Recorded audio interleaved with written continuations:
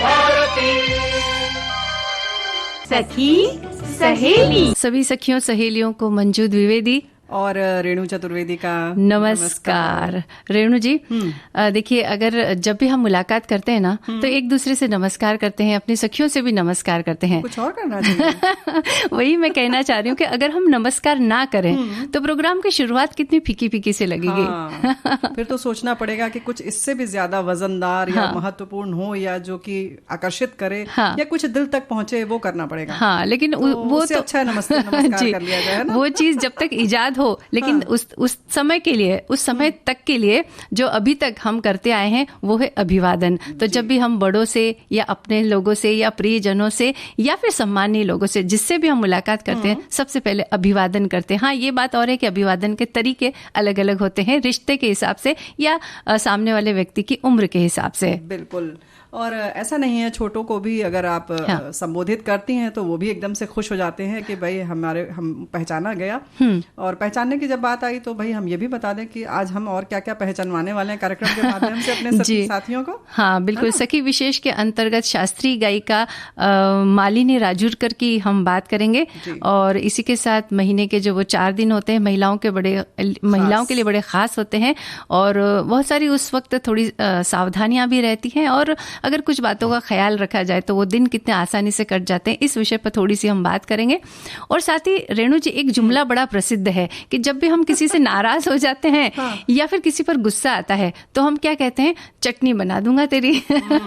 तो आज भाई हम बहुत सारी चीजों से चटनी बनाने के जो तरीके हैं, विधियां हैं, उसके बारे में थोड़ी चर्चा करेंगे। अगर सखियां भी अगर कोई विशेष प्रकार की चटनी बनाती हैं घर में तो वो भी हमें लिख करके भेज सकती हैं। खाने वाली होनी चाहिए। वैसे किसी की चटनी बना रही हो तो वो न बताएं, मतलब हम शामिल कर लेंगे लेकिन उस पर हम कोई प्रयोग नहीं करेंगे। जी, बिल्कुल। तो बेहतर है कि जो व्यंजन के साथ और बाकी चटपटी चीजों के साथ चटनी खाई जाती है वो बताएं। और हम तो बताएंगे ही कुछ जो हमें पता है, कि आप भी साझा करेंगे तो अच्छा है जी। लेकिन अभिवादन की जो बात है वो वाकई बहुत महत्वपूर्ण है। बच्चों को भी आप कभी कभी ये शब्द तो होते ही हैं, कभी कभी हम निगाहों से भी अभिवादन करते हैं, और उसका भी बड़ा महत्व है जो दिल तक पहुंचती है बात। जी, बिल्कुल। और अभिवादन का सीधा अर्थ ये है कि सामने वाले व्यक्ति से एक स्नेह की फुहार पड़ने लग जाती है, कि जैसे ही हम किसी से मिले, हमने अपना सर झुकाया, दोनों हाथ मिलाए और उनसे नमस्ते कर ली, प्रणाम कर लिया, तो सामने वाला व्यक्ति चाहे कितने ही भी गुस्से में हो, लेकिन एक बार तो वो स्नेह भरी दृष्टि से आपकी ओर देखेगा ही।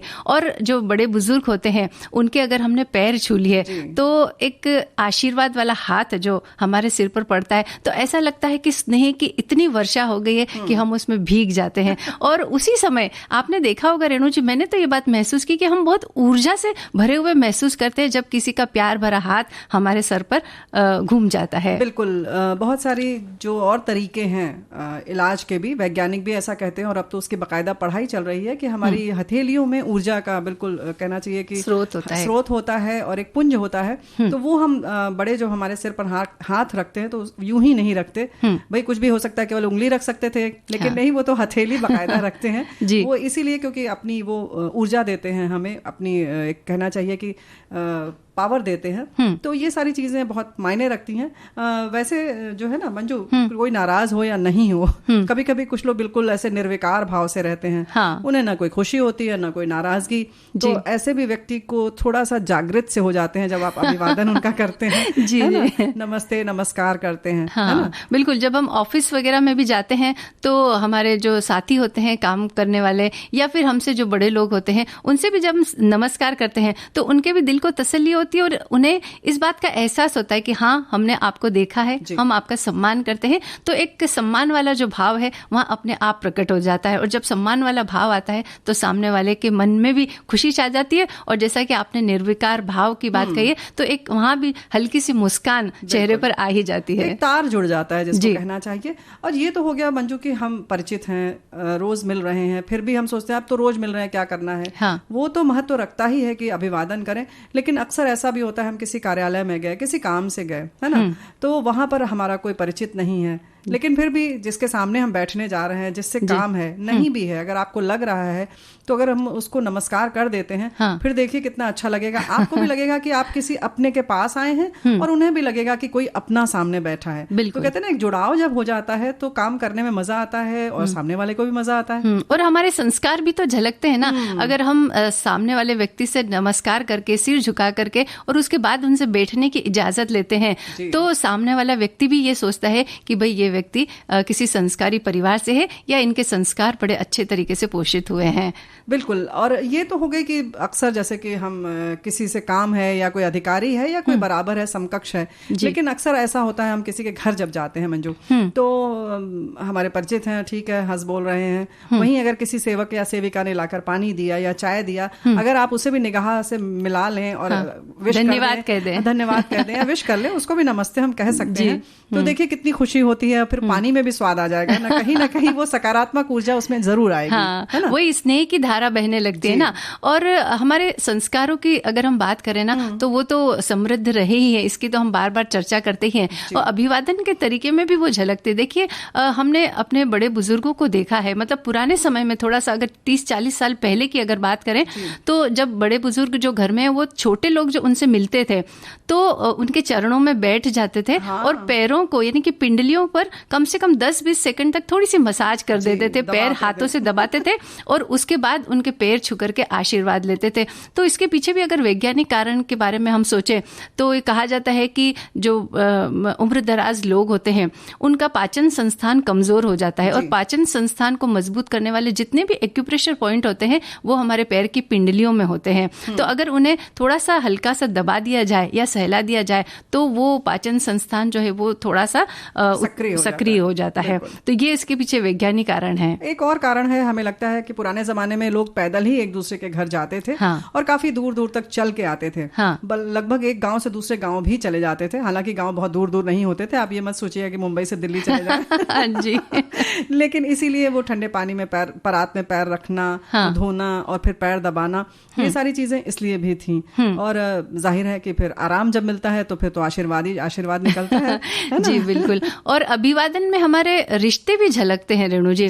देखिए, अब हमारा अगर बेटी और दामाद अगर हमारे पैर छूते हैं, तो हम उन्हें आधे में ही रोक लेते हैं और कहते हैं कि नहीं नहीं, बेटियां पैर नहीं छूती है। तो वहाँ बिना बताए ही ये पता चल जाता है कि हाँ, ये घर की कोई बहन या बेटी है जो आए हैं। और अगर बेटे और बहू होते हैं तो वो झुक करके प्रणाम करते हैं। और जैसे आस पड़ोस के लोग होते हैं, वो कहीं बाहर से आते हैं, तो घर के लोग तुरंत बाहर निकल करके उनके अभिवादन के लिए बाहर चले जाते हैं, आइए आइए, और इस तरह से उनका सामान उठा करके ले आते हैं। तो ये अभिवादन के अलग अलग तरीके हैं जो रिश्ते भी बता देते हैं अनकहे कि भाई ये कोई हो सकते हैं क्या। हाँ, बिल्कुल सही बात है।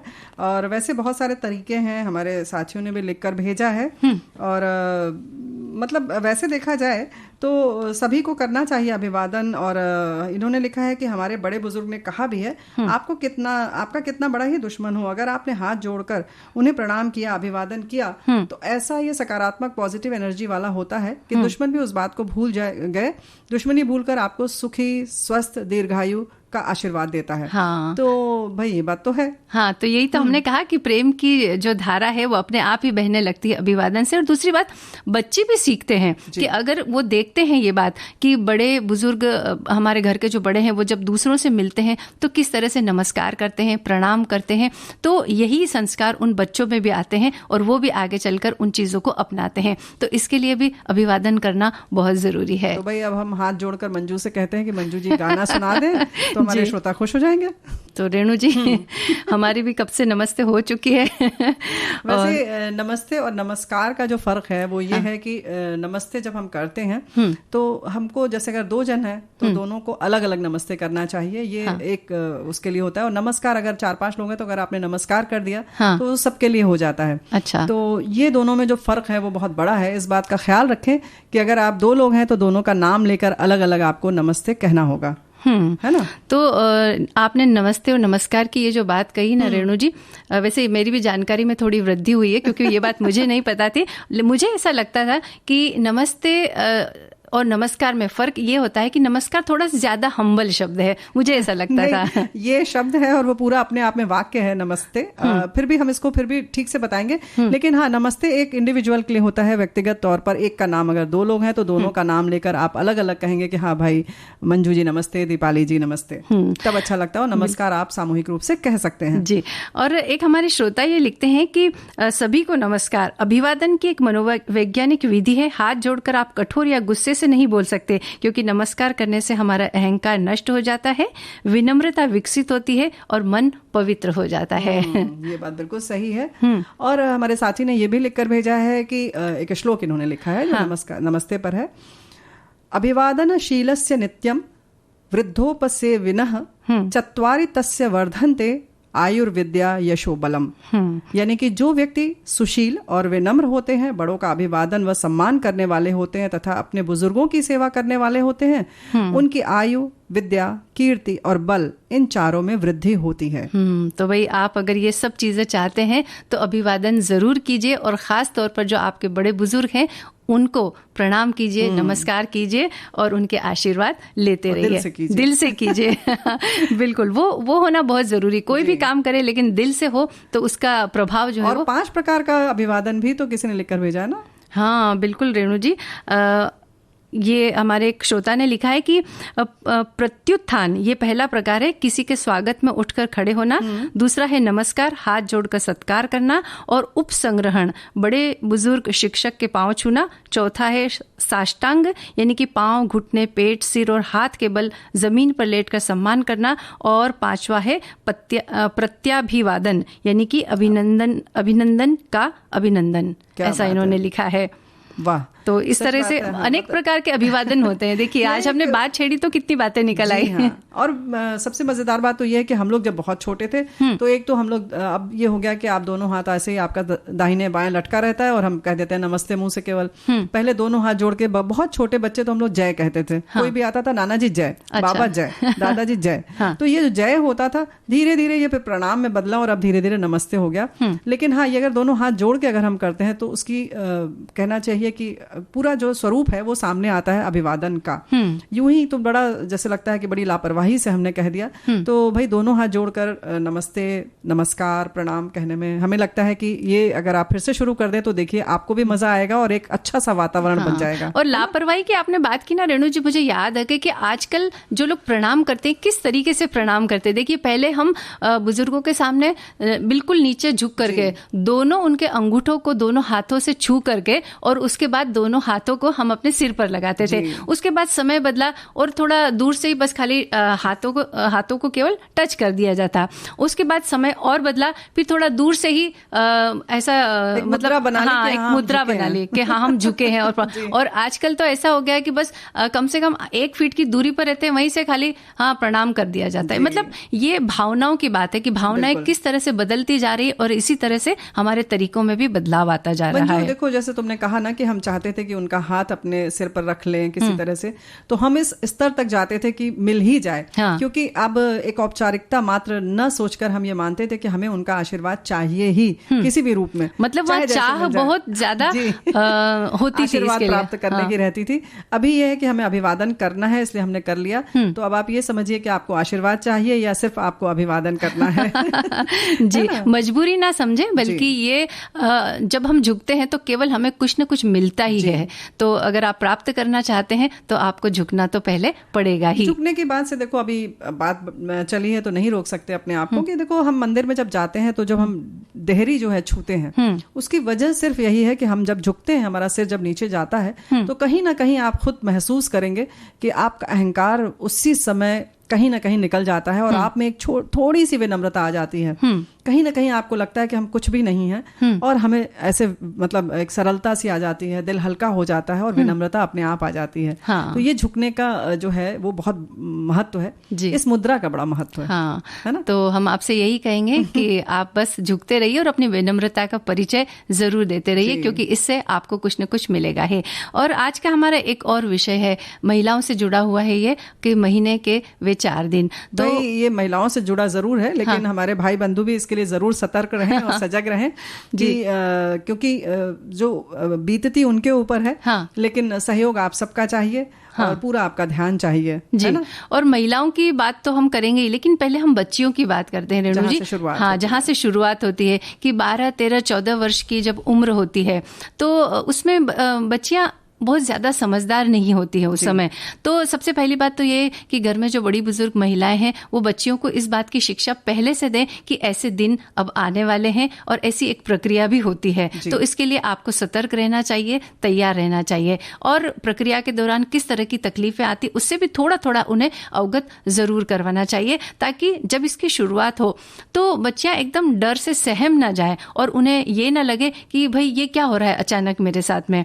तो इस तरह से पहले थोड़ी सी सावधान जरूर कर दे, और उसके बाद जब शुरुआत हो तो इस चीज का बहुत हवा ना बनाए। और बहुत सारे जैसे पाबंदियां कई घरों में लगा दी जाती है, आप दूर बैठिए, एक कमरे में बैठे रहिए, बिस्तर पर नहीं बैठना है, शादी ब्याह अगर है तो वहां नहीं जाना है, खान पान में भी उनको एक थाली अलग से दे दी जाती है। तो इस तरह बात फिर वही होती है जैसे कि हम अक्सर कहते हैं कि किस लिए ये सब बना था, इस बात को हम भूलकर लकीर पीटते रहते हैं। ये इसलिए बना था कि वाकई उस वक्त जब शरीर आप में कुछ हार्मोनल परिवर्तन होते हैं, शरीर में परिवर्तन हो रहा है तो मन भी वैसे ही विचलित होता है, परेशान होता है, और एक शारीरिक प्रक्रिया है उसमें इजाफा भी होता है, एक जिम्मेदारी होती है, पैड आदि लेना होता है, वो एक दिक्कत भी होती है। तो उन सब के लिए उसको आराम की जरूरत होती थी, इसलिए उसको घर से अलग रखते थे और उसको रसोई घर में नहीं आने देते थे, बाकी चीजों से उसको मुक्त रखा जाता था ताकि वो सुकून से ये दिन गुजार सके, सफाई से रह सके। अब हमने उसको बिल्कुल बाध्यता बना ली और बिल्कुल एक नियम बना लिया और बिल्कुल मैकेनिकल तरीके से उसका पालन करते हैं। तो अब आप ये देखें कि किस चीज की जरूरत है, उसको और आराम चाहिए तो आप उसको अच्छा सा बिस्तर दीजिए, ना कि आपने एक कंबल दे दिया और किनारे लिटा दिया, है ना? तो इन चीजों की बहुत अहमियत है। शुरुआत किस लिए हुई थी ये हम भूल जाते हैं, काम वैसे ही करवाते हैं और वो चीजें हम करवाते रहते हैं। तो ये हमें देखना होगा एक बार फिर से। और ये जो बताया कि हाँ, ये बताएं कि ये बहुत खुशनुमा दिन है, एक स्त्री होने की पूर्णता का एहसास बताएं, और ये बताएं कि अब इस वजह से ये जो आया है दिन, इस वजह से आप बिल्कुल पूरी माँ बन सकती हैं और बहुत अच्छी बात है, इसकी हम लोग प्रतीक्षा कर रहे थे जी। बल्कि उसको खुशी होनी चाहिए। और बहुत सारी जगहों पर हमने ऐसा सुना है कि बाकायदा 4-5 दिन उसको नए वस्त्र पहनाए जाते हैं जब पहली बार मासिक धर्म होता है। तो इस तरह से उसको समझाएं कि ये बहुत बधाई दें उसको, बच्ची को, बल्कि तो इस तरह से कुछ उत्सव जैसा रखेंगे तो घर में भी अच्छा लगेगा और उसको भी बहुत खुशी होगी। बिल्कुल। तो रेणु जी, हम बात कर रहे थे छोटी बच्चियों की, तो हमारा कहने का मतलब ये है कि जब इस तरह का व्यवहार होता है ना तो बच्चियां थोड़ी डर सी जाती है और उन्हें ये लगता है कि कुछ ऐसा तो नहीं हो रहा जो मेरे साथ नहीं होना चाहिए, या मेरी तरफ से कोई गलती तो नहीं हो रही। इस तरह के भाव उनके मन में आ जाते हैं और तकलीफें चूंकि शारीरिक मानसिक पहले से ही है और उसमें इस तरह के व्यवहार से और भी ज्यादा उनको तकलीफ होने लगती है। तो इसके लिए हमें तैयार उनको करना पड़ेगा और थोड़ा हमारा घर वालों का जब एक अच्छा साथ मिलेगा तो ये दिन उनके बड़े आसानी से कट जाएंगे। यहाँ पर ये बात जरूर कहना चाहते हैं कि आजकल एकाकी परिवार है और हो सकता है कि कहीं ऐसा हो कि सिर्फ बेटियां अपने पिता के साथ रह रही हों, तो ऐसे में पिता बड़े संकोच में आ जाते हैं कि कैसे बताएं, या बच्चियां बहुत परेशान हो जाती हैं।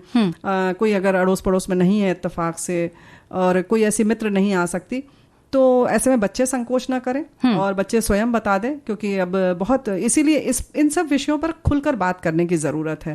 वो संकोच नहीं करना चाहिए क्योंकि ये बहुत अहम दिन है।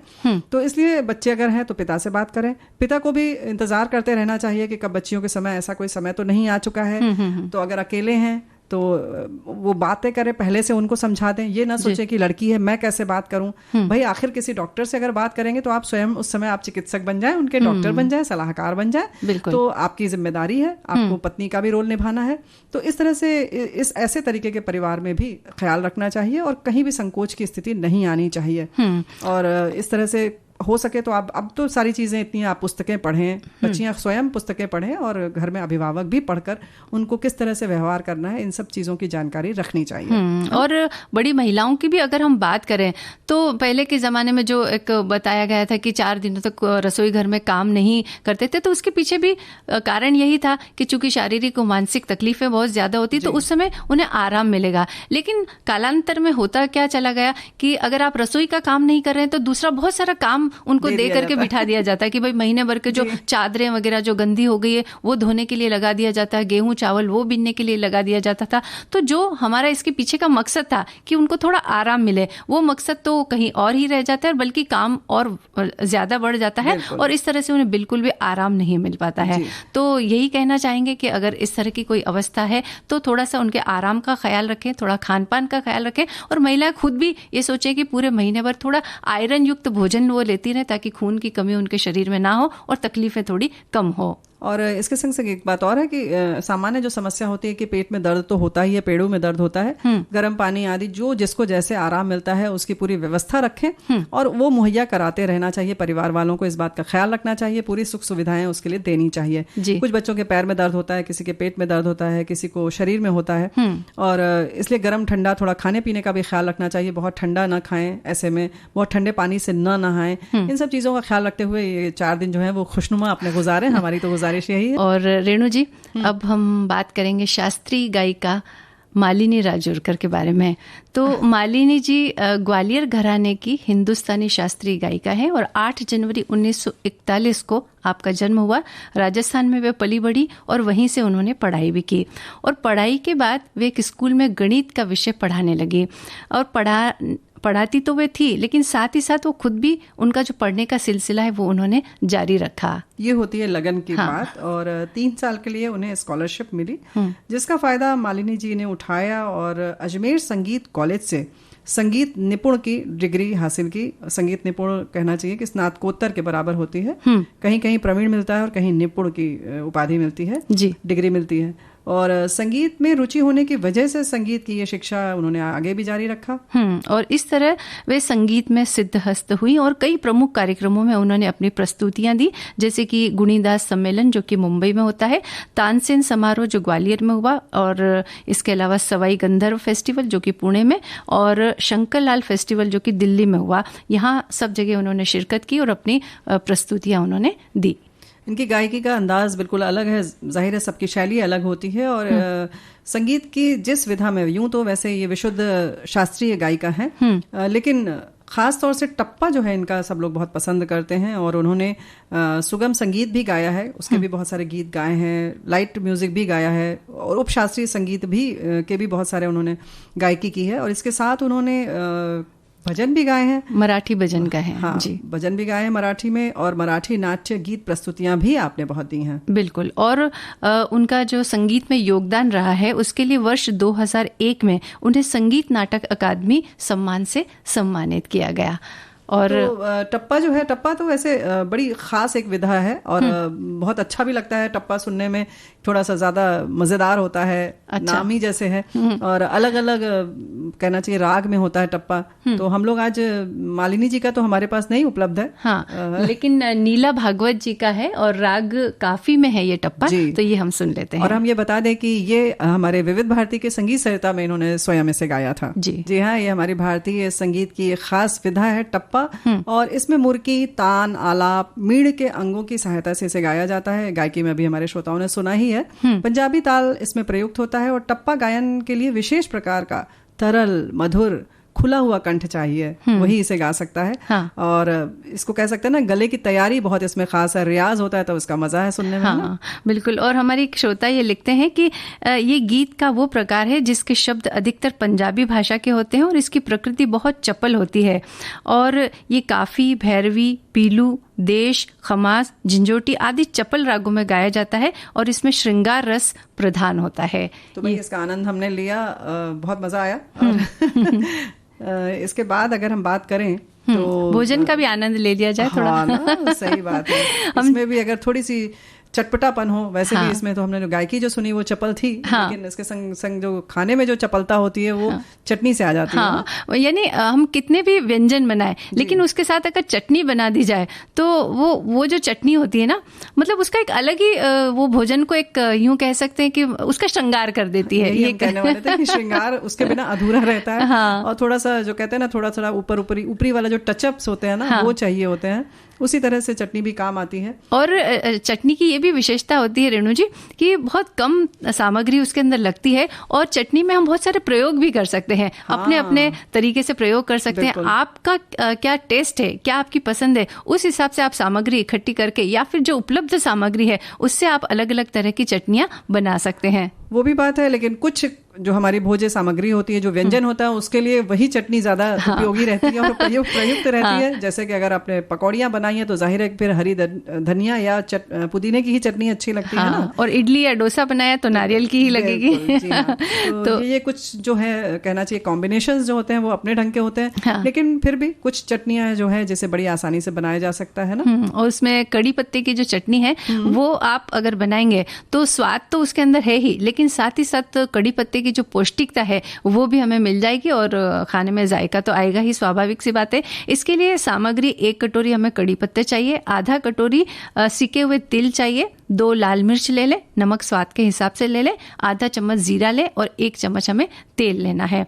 अब बनाना किस तरह से ये भी बता दें कि तेल को गर्म करें और उसमें कड़ी पत्ते सेकें, लेकिन सेकने के दौरान हमें इस बात का ख्याल रखना है रेणु जी कि बहुत धीमी आंच पर धीरे धीरे सेकें, क्योंकि वो नाजुक होते हैं ना। नाजुक है और उनको कुरकुरा बनाना है, क्योंकि अगर आप तेज आंच पर अगर करेंगे तो वो जल जाएंगे और उसके बाद उसमें वो स्वाद बिल्कुल भी नहीं आएंगे। तो उसका हरापन बरकरार रखना चाहिए, लेकिन साथ ही साथ वो कुरकुरे भी हो जाने चाहिए। इसके लिए थोड़े से धैर्य की आवश्यकता होगी। तो इस तरह से आप धीरे धीरे उन्हें सेक लें, फिर उसे ठंडा करें, फिर उसमें नमक, लाल मिर्च, जीरा और नमक डाल करके आप दरदरा पीस लें और किसी भी भोजन के साथ, सब्जी रोटी के साथ इसे खाएं तो मजा भी आएगा और साथ ही साथ आपके बाल वगैरह जो हैं वो भी अच्छे हो जाएंगे इससे।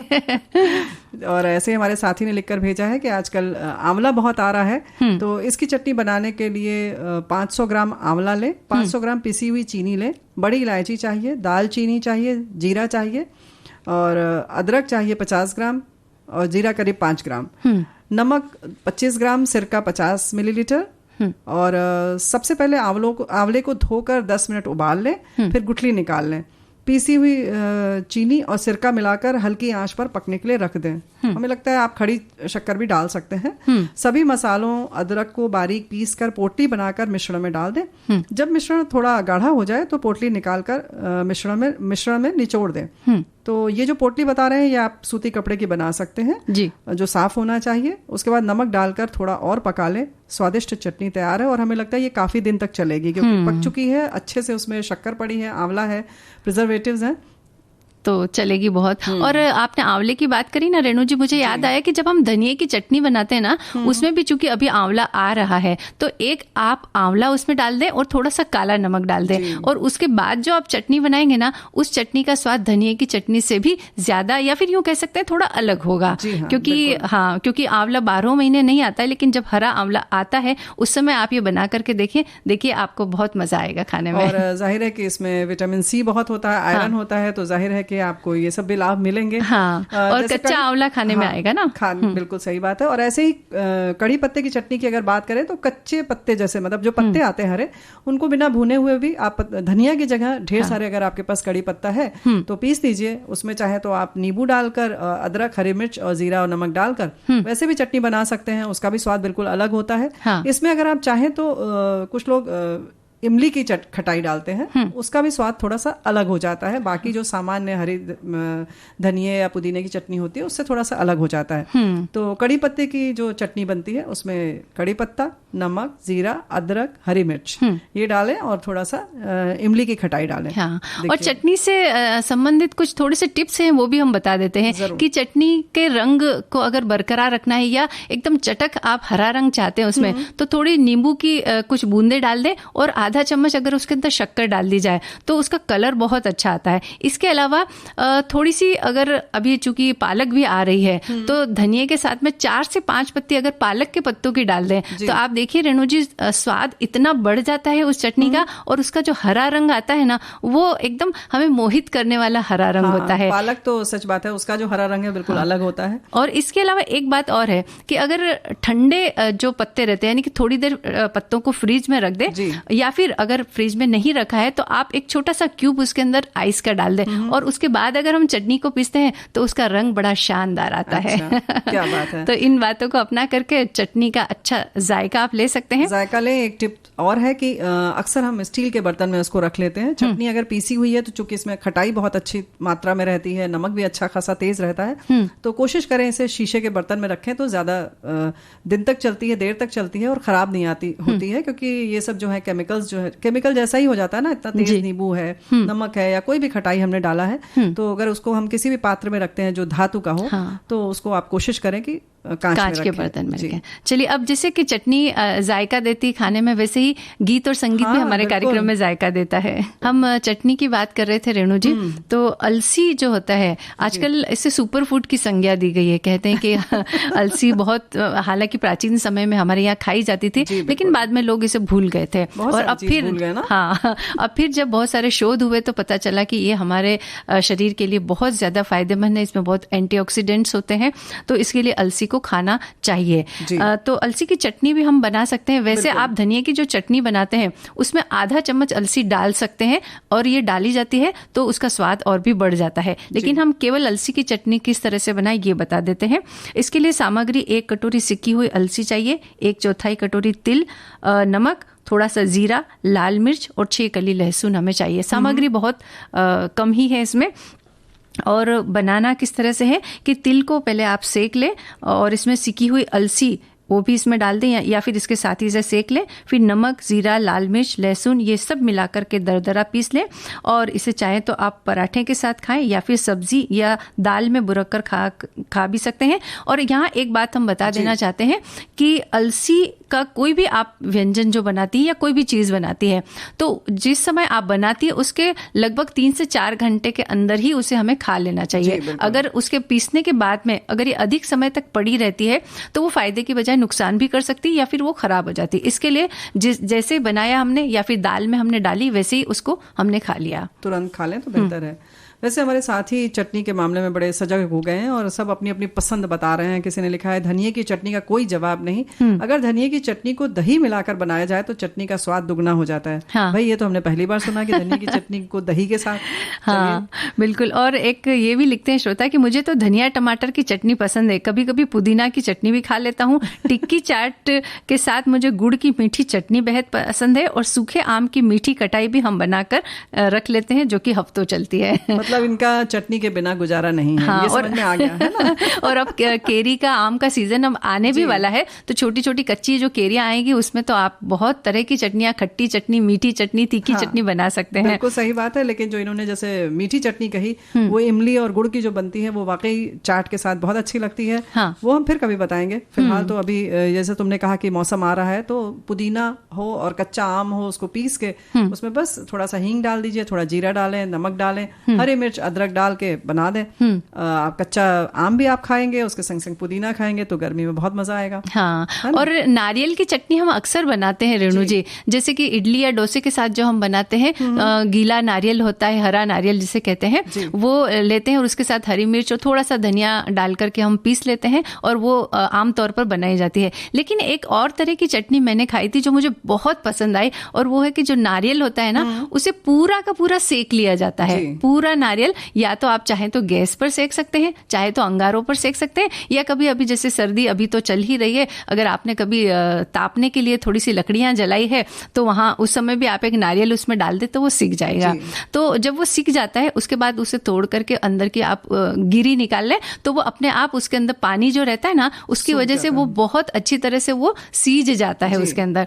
उसके बाद उसके अंदर थोड़ी हरी मिर्ची को भी पहले आप हल्के से तेल के अंदर भून लें और इस तरह से उस हरी मिर्ची और उस नारियल को उस पीस लें, उसके अंदर थोड़ा नमक मिला लें, खटाई के लिए आप चाहें तो थोड़ा सा अमचूर मिला सकते हैं और उसके बाद उसकी जो चटनी बनती है ना रेणु जी, वाकई खाने में बहुत स्वाद देती है और इसके साथ आप लहसुन भी थोड़ा सेक कर डाल दें तो क्या बात है। लेकिन ये जरा बताओ कि जो ऊपर भूरा उसका जो पोर्शन रहता है, कड़ा वाला जी, उसके साथ सेकना है या उससे अलग? बिल्कुल उसके साथ ही सेकना है, पूरा का पूरा नारियल जैसा हम बात निकलने के बाद उसको नहीं सेकना? नहीं, उसके बाद नहीं सेकना, वो अपने आप उसके सीख जाता है। अभी देखिए होली आने वाली अगले महीने में, तो होली के में भी आपने देखा होगा कि जब होली जलाते तो उसमें नारियल पूरा का पूरा डाल देते हैं। हाँ, तो वो जिस तरह से होली में सीख जाता है वैसे ही हम उसे घर में सेक सकते हैं। और इस तरह से जो चटनी बनाई जाएगी ना, मुझे भी पता नहीं था, लेकिन एक बार कोई टिफिन में लेकर के आया था और जब मैंने खाई तो मैं दंग रह गई, और मैंने जब पूछा तो उन्होंने मुझे ये रेसिपी बताई। ये एक बात और है कि ये जो अगर आपको सामान्य तौर पर वैसे भी नारियल निकालना है तो थोड़ा अगर आप ऊपर से सेक लेते हैं जब भूरा रहता है वो, तो उसके संग आप बहुत आसानी से नारियल निकल भी जाता है क्योंकि वो थोड़ा सा ढीला हो जाता है। ज्यादा न सेकना हो, चटनी बनानी है आप सेक रहे हैं तब तो बहुत ही अच्छी बात है, लेकिन वैसे अगर तोड़ना है और आपका वो नारियल छोड़ नहीं रहा है खोपड़ी उसकी, तो आप उसको थोड़ा थोड़ा सेक लेंगे तो निकालना बहुत आसान हो जाता है। हाँ। तो ये एक आसानी वाली चीज है। और नारियल की चटनी तो बहुत तरह से लोग बनाते हैं। हाँ, अलग अलग तरीका होता है और सबका स्वाद भी, हालांकि उसके अंदर जो सामग्री होती है वो एक जैसी होती है, लेकिन फिर भी बनाने के तरीके में चूंकि थोड़ा थोड़ा बदलाव होता है, उसके लिए टेस्ट में भी थोड़ा थोड़ा बदलाव आ जाता है। तिल की चटनी भी बनती है, जैसे कि अगर तिल की चटनी हमें बनानी है तो एक कटोरी सिका हुआ तिल ले लें, उसको सेक ले मतलब, लेकिन उसको बिल्कुल सूखा सेकना है कढ़ाई में, और 1 चम्मच जीरा ले लें, खड़ी लाल मिर्च 2 और 6 कली लहसुन और नमक चाहिए। सिर्फ तिल में नमक, फिर क्या करें कि सिके हुए तिल में जो सिका हुआ है पहले मतलब तिल को सेक ले, फिर उसमें नमक, जीरा, लाल मिर्च, लहसुन डालकर मिक्सर में दरदरा पीस लें, तब अच्छा लगेगा इसे। और खाते हुए इसमें या तो दही या फिर कच्चा तेल डालकर खा सकते हैं, तो और स्वादिष्ट लगेगा, नहीं तो आप सूखा भी खा सकते हैं। हाँ। थोड़ा तेल डालने से वो बंधना सा हो जाता है, नहीं तो आप जो आपकी इच्छा हो। कई बार क्या होता है ना रेणु जी कि जैसे असमय हमें भूख लगती है और उस समय सब्जी अगर घर में नहीं हो, तो इस तरह की चटनी जो होती है उसमें तिल का तेल या फिर जो भी तेल आप खाते हैं उसको हल्का सा, नहीं तो घी डाल दें, घी डाल करके और इस तरह से इसको मिक्स करके उसमें, और उससे भी अगर रोटी खा ली जाए तो पेट भी भर जाता है, पौष्टिकता भी मिलती है और स्वाद भी मिलता है। तो ये भी आप कर सकते हैं। और जैसा कि हम चटनी के जायकों की बात करें तो ये गाना भी कुछ ऐसा ही जायकेदार था। हाँ, ये तो हमारे श्रोता जरूर बताएंगे। हाँ। देखो ये होता है ना कि आपका मन कैसा है। हाँ। स्वाद सब बनता सब एक तरीके का है, लेकिन अगर 4 जन एक साथ खा रहे हैं तो सबका जो होता है ना तरीका, या कहना चाहिए सबको स्वाद अलग लगता है। हाँ। क्योंकि उनके मनोभाव पर बहुत कुछ निर्भर करता है। हाँ। कि उस समय आपका मन कैसा है। हाँ। और हमारे तो टेस्ट बड्स भी वैसे ही है ना, गीत भी वैसे ही है। अगर आप खुश हैं तो ये बहुत चुलबुला लगेगा, अदर नहीं तो फिर आपको लगेगा अरे भाई क्यों ये बज रहा है। हाँ। और एक श्रोता ने भी बड़ी जायकेदार बात लिखी, वो भी हम पढ़ के बता देते हैं कि विविध भारती परिवार के प्रत्येक सदस्य तथा सारे विश्व कुटुंब की सखियों को मन का प्यार भरा नमस्कार, मन से प्यार भरा नमस्कार। और अभिवादन का विषय सुन बड़ा अच्छा लगा, तो 2 पंक्तियां आपके नाम लिखता हूं कि भगवन हो या बड़े जन है, छोटों को भी सदा नमन है, नतमस्तक ते अभिवादन करते, युग युग से मंगल वर्षण है मनते, शारीरिक मानसिक वर्जिश है ये तो, हर आत्मा में ईश बसते, नमन है उनको, ठोकर लगे तो भी पत्थर को नमन, गिरे जो नीचे तो भूमि को नमन, जल में उतरे तो जल को नमन, झटके लगे तो यान को नमन, पावक जले तो अग्नि को नमन, और भूले को क्षमा है आपको सदा नमन। क्या बात है। इससे बहुत अच्छा याद आया, इन्होंने जैसे कहा कि हम लोग भी जब भी किसी नदी में भी स्नान करने उतरते हैं या सागर में भी उतरते हैं तो एक बार पहले उसको हम अपने सर आंखों पर लगाते हैं, दोनों आंखों में और सिर पर इसे लगाते हैं कि हम जा रहे हैं तो हमारी रक्षा करना, या यूं कहें कि जहां भी हम प्रवेश करते हैं तो एक तरह से विनम्रता अपने अंदर लेकर उस भाव को तब हम प्रवेश करते हैं। गंगा जी हो वैसे तो ठीक है, माँ गंगा कहा जाता है, लेकिन वैसे भी किसी नदी तालाब में उतरने से पहले भाई हम चरण रख रहे हैं तो हम पहले उन्हें सिर आंखों पर लगाते हैं। तो ये तो हमारी परंपरा है और हमारी संस्कृति है ना। बिल्कुल। तो इसी के साथ आज के कार्यक्रम का हम समापन करते हैं रेणु जी। अब सखियों से इजाजत लेते हैं। आप सभी को मंजू द्विवेदी और रेणु चतुर्वेदी का नमस्कार। विविध भारती।